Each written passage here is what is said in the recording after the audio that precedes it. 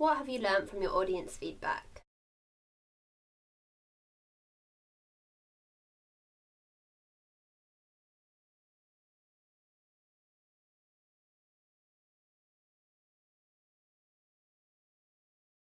The first audience feedback that we received was from the Year 12s, and they wrote down on bits of paper, they answered questions about what they thought the trailer was like, what didn't make sense, what genre they thought it was. And so the main thing that we realised when they gave us the feedback is that yes, it did convey the fact that it was a period drama and it had like a big theme of romance.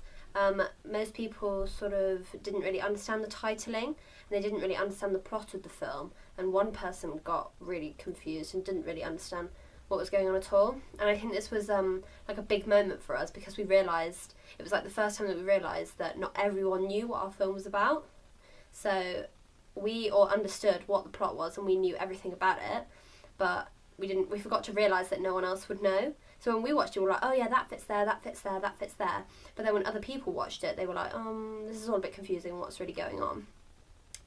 But a lot of people got the plot of the film and that it was like a love story, and it was set in the 1940s during the Second World War. One of the most important questions that we asked was, does it look like a trailer?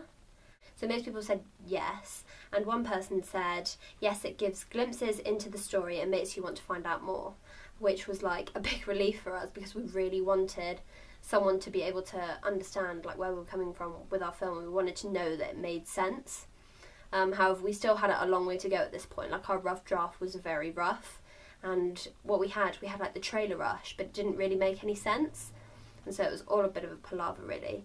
But some of the main things that we learned from that was that we have to think about our target audience more than we did at the time, and we had to like think about how other people would see it, and we had to think very carefully about which order we put our things in, and also how we did our titling. So the main things that we did after we received this audience feedback was change the titling completely. We made it a lot clearer.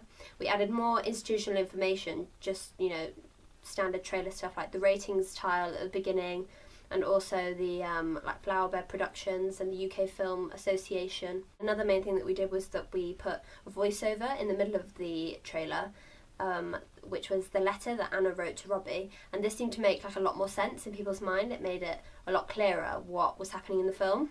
And so when we did more audience research, we found that people understood the plot more, and they thought, we got a lot of comments that said that the titles made a lot of sense and that it helped explain the plot of the film, which was like one of the main things that we wanted to do. So that is a way that we have improved our media product through audience feedback. One of the main things that I realised when we got our audience feedback is that even though like most audience feedback is really helpful and it's only there to try and make you make a better media product, sometimes people will give you feedback that you don't necessarily agree with.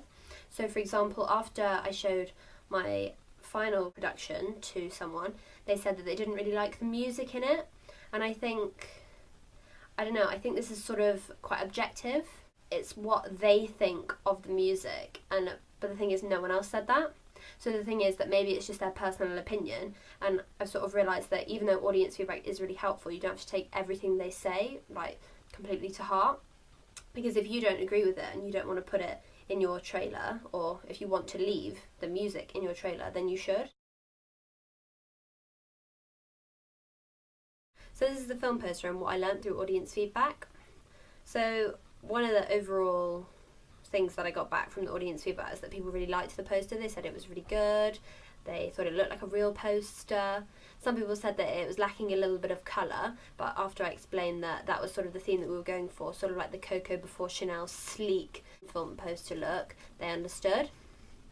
And so one of the main things that they really loved about the poster was the emotive letter, and they took the time to read it, and they said that it really like struck you, it was really emotive, really sad, and it's like really intriguing, so it made you want to go watch the film. So one thing that I've learned is that if you put something intriguing on your film poster, people are more likely to go see it because they want to know what's going on, like they want to know what's going on in the film poster, what's going on in the film, like everything.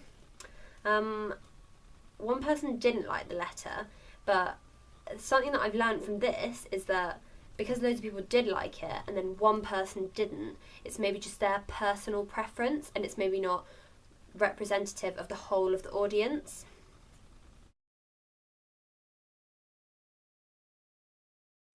So this is what I learned from making the magazine cover, and the first thing is that we're all going to disagree. Like, all of us as a group disagreed over like what the masthead should look like, what the cover line should look like, blah blah blah. But at the end of the day, the most important thing is what the audience thinks. And so some of the main things that I learned through audience feedback was that people really liked the magazine front cover because it was really dynamic and unusual, and because you had to look twice at it to be able to understand like what was going on, because people were a bit confused about the double pictures, and then when they like read the cover lines and read everything, they were like, oh, I understand it, like one side's like real life, one side's not real life. And I was like, yeah, that's exactly what it is. And I was like so happy that people understood it and that it wasn't like a complete failure. Another thing that they thought was they really liked the colour scheme. They were all really attracted by the colour scheme, and so obviously the choice of navy, pink and white was a really good choice. I've learnt that colour scheme really does matter in attracting your target audience. I reckon if we put like green, brown and yellow, it would have been less effective. Another thing that people said was that they thought it was really realistic. I think that was really good, because like some of the things that we learned while we were doing the magazine front cover is that you have to have like the taglines that will grab your audience and they'll like be effective to what's going on in like the world now. So for example, we talked about 50 Shades of Grey, and that's something that everyone knows about, so they're going to connect to the cover line.